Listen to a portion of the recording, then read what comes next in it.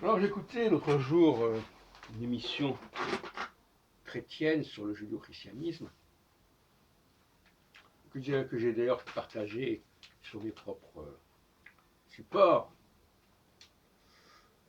Et ça me fait beaucoup réagir, pour dire la vérité. Car il y a une certaine candeur dans le personnage est un prêtre qui parle, qui répond à des questions. Candeur dans l'appropriation des textes.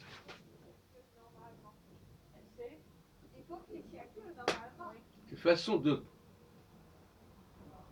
considérer que ces textes le concernent, alors qu'il n'est pas juif. Ils concernent des non-juifs, alors que ça ne concerne que des juifs. Alors vous me direz, oui, mais est-ce qu'on peut empêcher les gens de s'approprier des textes?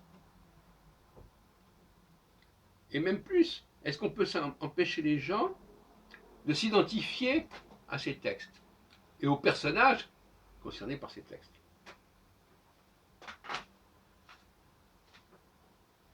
Est-ce qu'on peut empêcher les gens de piller les textes? Ça pose le problème sur lequel je travaille depuis plus de 30 ans, de l'instrumentalisation. Il y a une problématique de l'instrumentalisation. C'est-à-dire,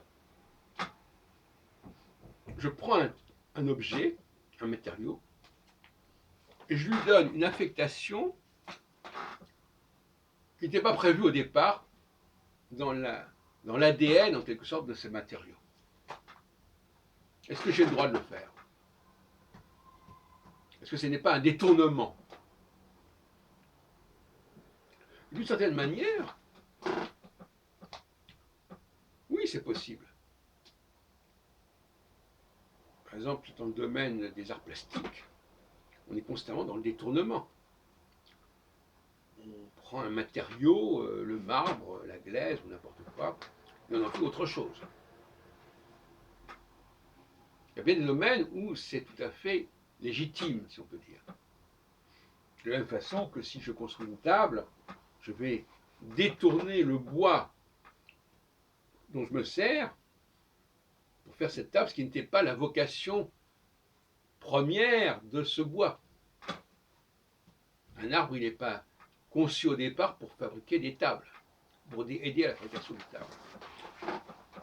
Donc dans tout le domaine de ce qu'on appellerait l'artisanat, au sens large, c'est-à-dire l'artisanat, c'est-à-dire à la fois la fabrication de tables, mais aussi la fabrication, on parle à ce moment-là de l'artiste, non pas d'artisan, de tableaux, etc. L'instrumentalisation est de règle, c'est-à-dire une transformation. Mais dans le domaine politique et dans le domaine religieux et théologique, est-ce qu'on peut raisonner de la même manière? La question est là. Est-ce que je peux dire, voilà, je prends ce Dieu des Hébreux et j'en fais autre chose? Ce n'était pas prévu, mais j'ai le droit d'en faire autre chose.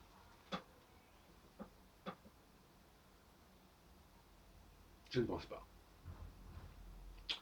Et d'ailleurs, je pense que ces gens qui font ça ne le disent pas comme ça et ne sont même pas conscients qu'ils sont dans cette situation. Pour une excellente raison, c'est que si on croit qu'il existe effectivement des dieux ou un dieu, encore faudrait-il lui demander son avis. Parce que c'est le problème aussi de l'immigration. Est-ce que parce que je suis immigré, c'est pas mon cas, est-ce que j'ai le droit de me considérer comme descendant des Gaulois, etc., et comme ayant les mêmes aptitudes que ceux qui sont là déjà, etc. Enfin, d'aptitude. Si Dieu a conféré à son peuple initial certaines aptitudes et certaines missions, et certaines aptitudes qui conditionnent cette mission, est-ce que ça veut dire que n'importe qui peut se présenter en disant mais moi ça m'intéresse, moi aussi je veux ça? fait penser d'ailleurs au quatrième, au commandement, à l'un des commandements, des 10 commandements, tu ne combattras pas le bien d'autrui. Bon, il faut bien que les chrétiens méditent sur ces commandements. Donc, voyez-vous, cette façon de vouloir le bien de l'autre, et ce qui est bien pour l'autre, ça se discute. Mais on ne peut pas empêcher quelqu'un de s'approprier quelque chose. Mais il faut savoir que cette appropriation ne va pas lui conférer ipso facto les qualités et les facultés qui vont avec.